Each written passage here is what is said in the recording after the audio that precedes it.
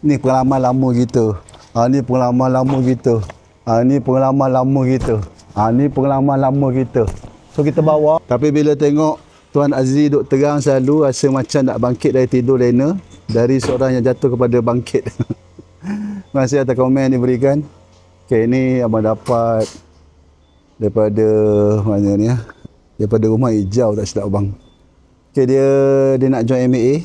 Lepas tu dia ada rasa was-was jugalah. Sebelum ni pernah kena scam.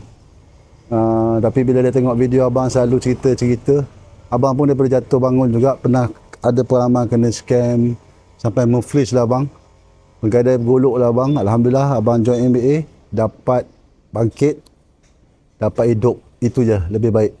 Okay, jujur abang cakap kepada sahabat-sahabat yang ada pengalaman-pengalaman lama, tolong buang. Tolong tinggalkan. Contoh macam ni lah, ni bag ni kan.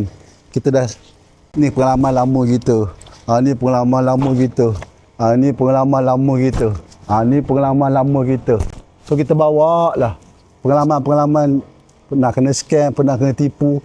Kita pergi ke mana-mana company pun ataupun apa benda yang kita buat, kita masih bawa lagi benda ni, yakin dan percayalah pasti gagal.